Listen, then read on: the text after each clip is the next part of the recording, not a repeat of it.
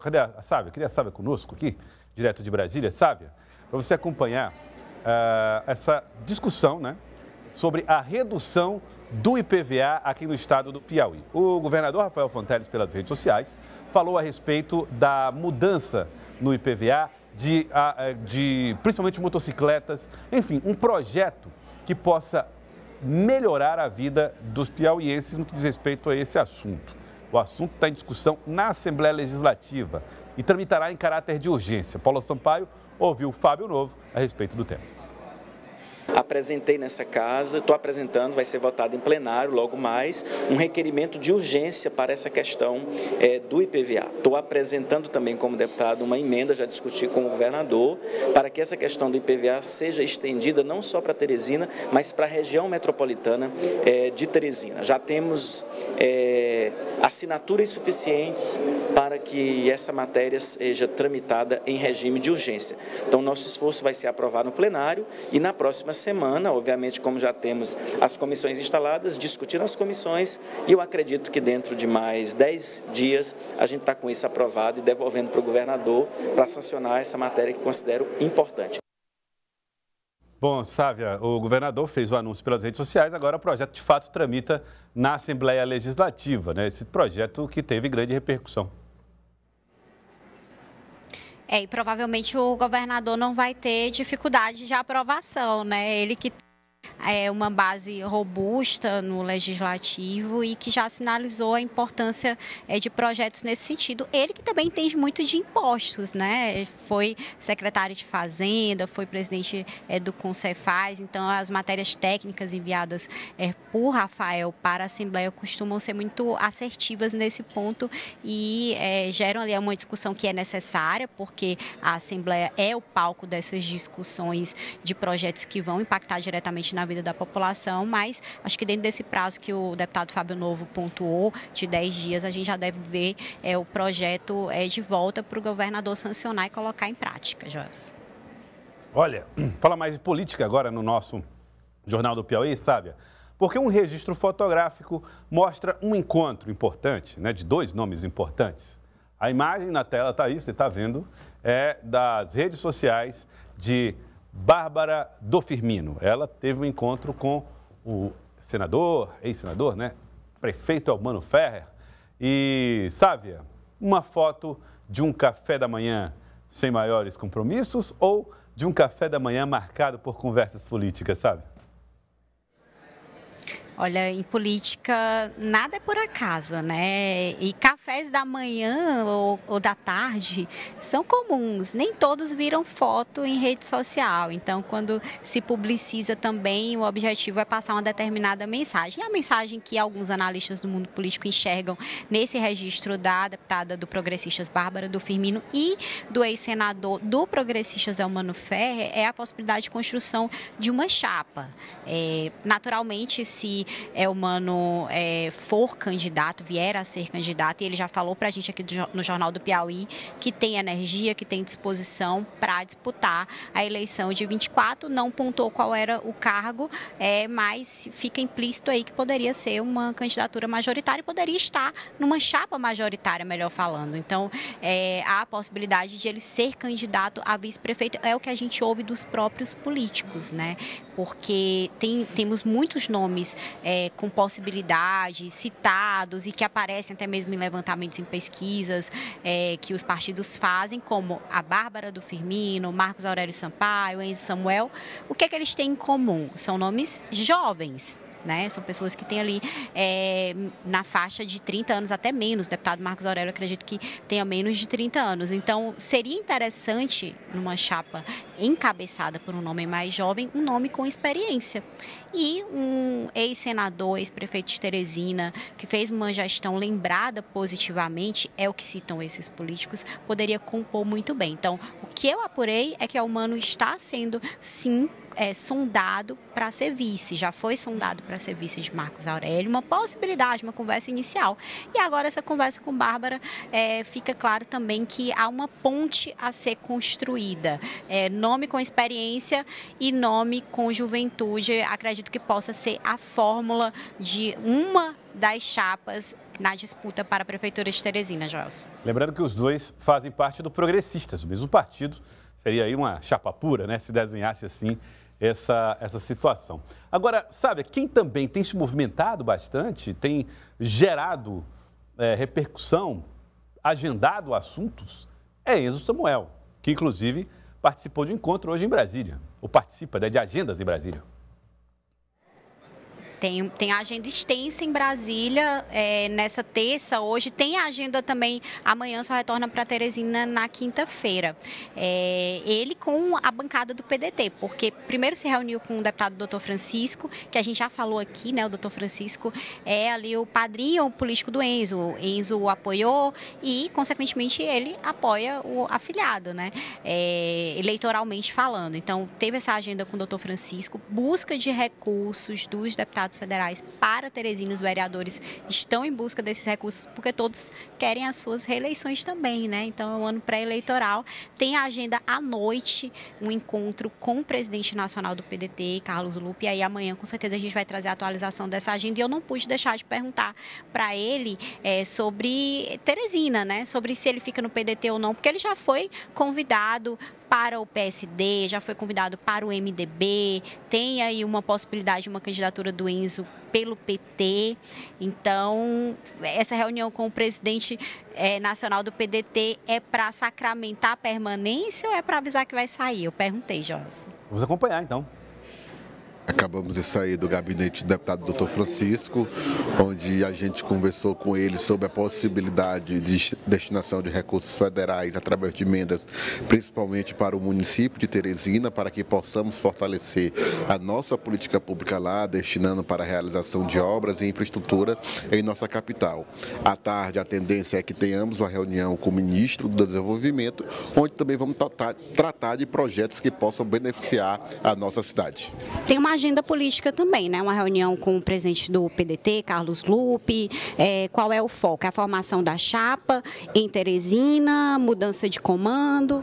Na verdade, nós vamos tratar do fortalecimento do partido, né? Nós sabemos que próximo ano é um ano eleitoral, que nós vamos tratar em 2024, mas precisamos já trabalhar as estratégias de fortalecimento de novas filiações dentro do estado do Piauí, dentro do município de Teresina e das políticas que o PDT quer implementar na cidade também de Teresina e nos demais municípios do nosso estado.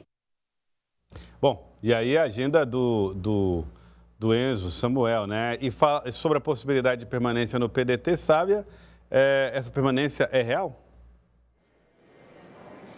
Olha, eu vejo que existe um esforço do PDT, principalmente agora que tem o presidente da Câmara e um presidente que é citado, que tem possibilidades reais de disputar a Prefeitura de Teresina, um esforço do PDT nacional na permanência e na construção dessa candidatura. Agora, o que é que o PDT nacional pode fazer? Dar estrutura, dar recursos para a construção de uma candidatura. Não seria ao todo inviável. Eu conversei com outras fontes da base do governador Rafael Fonteles, que me apontaram a possibilidade de uma candidatura Enzo e PT. Deixando bem claro, não é Enzo no PT, é Enzo e um vice do PT. Eu sei que os petistas já falaram publicamente que vão ter candidatura própria, que trabalham para isso, que tem vários nomes, Joelson. Mas o que eu ouvi também de um petista é que quem tem 3 não tem nenhum. Então, o PT tem 3 candidatos hoje, pré-candidatos colocados, Franzé, Fábio Novo e Dr. Vinícius. E lembra muito aquela situação do ex-prefeito Firmino Filho, quando também tinha vários pré-candidatos. Na reta final escolheu Kleber Montezuma e depois se avaliou que não era essa a estratégia acertada, depois do resultado da eleição que deu o doutor Pessoa como vitorioso. Então, o PT me parece que vai postergar, e já é do histórico do PT fazer isso, grandes discussões, e talvez o momento eleitoral, o contexto, a conjuntura seja outra. Então, tem petistas defendendo Enzo como cabeça de chapa e um vice do PT. E aí, se Enzo for cabeça de chapa, poderia perfeitamente ficar no PDT. Se o PDT nacional der estrutura. Eu acho que é isso que é um dos pontos que vai ser discutido hoje nesse encontro com o Carlos Lupe, o presidente nacional. Bem, vamos falar agora de imposto sobre combustíveis. Muitas pessoas estão preocupadas com esse assunto. Vai voltar o imposto, mas vai voltar de que jeito? Com que força?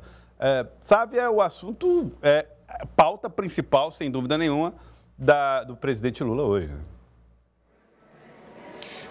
Foi o assunto principal hoje aqui em Brasília, essa questão da reoneração, ou seja, voltar a onerar, voltar a cobrar o imposto PIS, COFINS e CID dos combustíveis para gasolina e etanol. E qual foi a decisão final para o nosso telespectador entender o impacto? O governo federal decidiu voltar a cobrar 75% desses impostos para gasolina e 21% para etanol. Por que o valor diferenciado? Porque a gasolina é um combustível fóssil, polui mais, e a gente sabe que o governo Lula tem uma agenda de preservação do meio ambiente, de sustentabilidade. E o etanol é aquele que polui menos, então a cobrança fica menor para o etanol. Em contrapartida, a Petrobras, no valor do combustível que repassa para as distribuidoras, vai cobrar menos, vai ter um desconto de 3%, que é mais ou menos aí uns 16 centavos, e isso, claro, é uma forma da Petrobras tentar segurar esse aumento dos impostos. Então, na queda de braço entre o ministro da Fazenda, Fernando Haddad, e a ala política do PT, que acredita que aumento de imposto é impopular nesse momento, terminou que o Lula arbitrou, né, o presidente Lula conseguiu contemplar o ministro Haddad para ele não ser enfraquecido por uma segunda derrota a respeito desse tema e, ao mesmo tempo, diminuiu com a Petrobras absorvendo, de certa forma, com o colchão que a Petrobras tem ali, uma reserva que tem para absorver um pouco desse impacto. Então, a gente observa que alguns postos de combustíveis, pelo menos aqui em Brasília, acredito que em Teresina também, já estão até aumentando preventivamente, o que é curioso, né? Porque geralmente quando o governo diminui aí a cobrança de impostos, a gente não vê eles diminuindo preventivamente, mas aumentando preventivamente. Então, existe uma preocupação do governo federal também em como isso vai ser repassado para o consumidor na ponta, Joelson. A Sávia conversou com o deputado Francisco Costa a respeito desse e de outros assuntos. O debate, acima de tudo, que eu acho que deve prevalecer, é a preocupação lá para o consumidor final. Então, é para quem vai lá abastecer o seu carro na bomba. O que é que o povo não quer? Que aumente o preço de combustível. Então, o grande desafio do governo é encontrar aqui o caminho para isso. O que é que eu enxergo, né? E a gente fala um resgate anterior.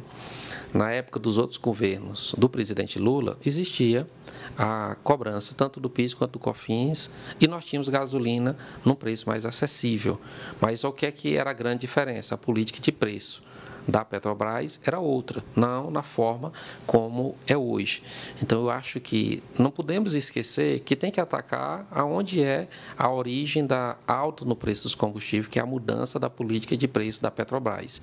Eu acho que, ao fazer isso, consorciada com a necessidade que tem todo o governo, tanto os governos estaduais, municipais como federais, precisam ter arrecadação para poder fazer a política pública acontecer. Deputado, volta-se com o trabalho do Congresso a discussão sobre a abertura de uma CPMI, né, uma comissão parlamentar mista de inquérito para investigar os atos antidemocráticos de 8 de janeiro. Inclusive, tem deputados do Piauí que já assinaram, como o deputado Júlio Arcoverde. Qual é que você acha que deve ser o caminho a respeito dessa CPMI? Para ser sincero, eu não sou defensor.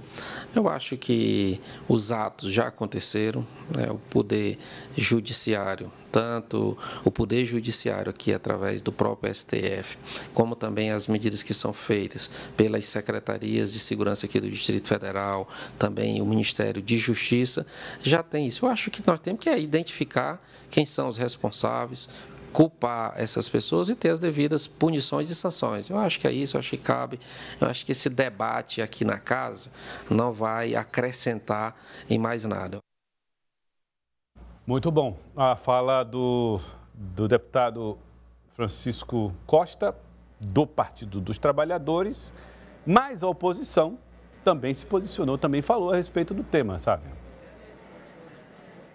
É interessante a gente observar, Joel, são dois posicionamentos discrepantes aí, né? E realmente em polos opostos. O deputado Francisco Costa defendendo a decisão do governo federal de retomar a cobrança desses impostos, porque são os impostos que a gente sabe que, consequentemente, financiam programas sociais, saúde, educação.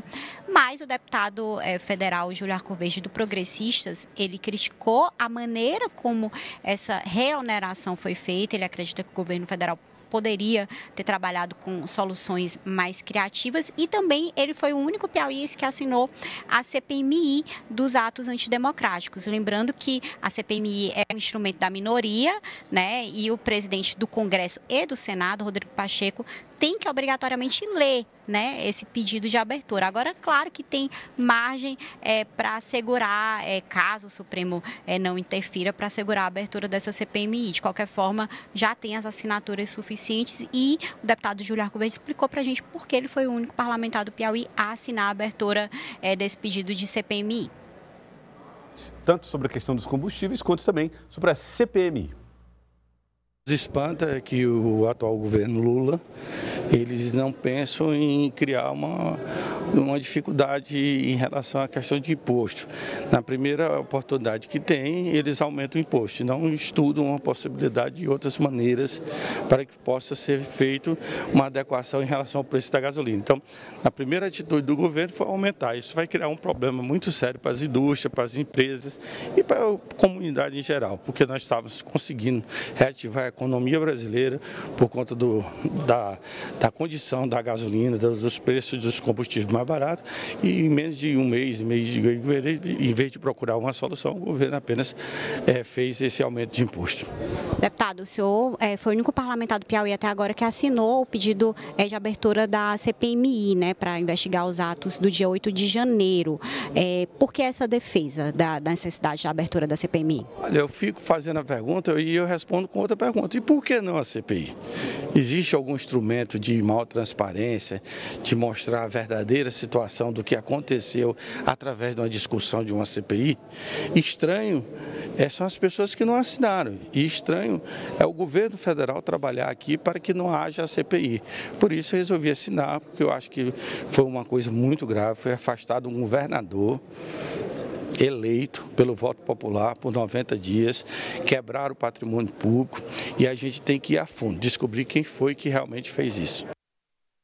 Situação e oposição marcando posição, né? Sabe, é mais ou menos isso que a gente vê nessas discussões políticas permeadas, né, por essas disputas também meio ideológicas. Acho que a gente vai acompanhar aí os desdobramentos tanto dessa discussão da política de preços da Petrobras, porque agora é algo que o PT vai ter que construir, o governo vai ter que construir. O PT tem uma posição muito marcada nesse sentido, como a gente ouviu o deputado Francisco Costa, mas outros aliados do governo acreditam que não deve ter interferência, né, sobre a política de preços, que o petróleo é uma commodity, que tem que variar com a flutuação do preço no mercado internacional. Então, eu acho que promete também esse assunto. E sobre a CPMI, se de fato vai ser possível fazer manobras para postergar a abertura, porque a quantidade de assinaturas já tem, ou se o Supremo vai intervir ou não, e o deputado Júlio Arcoverde mostrando, né, comprovando que é realmente o nome da oposição, né? Tem o deputado Átila Lira, Átila Filho, que a gente já falou aqui, que deve caminhar posteriormente para a base, de certa forma, aí, do presidente Lula, de uma maneira progressiva, né? Ele que é do Progressistas, mas deve fazer isso de maneira paulatina. Então, realmente, na oposição, fica o deputado Júlio Arcoverde marcando posição na oposição, Joelson.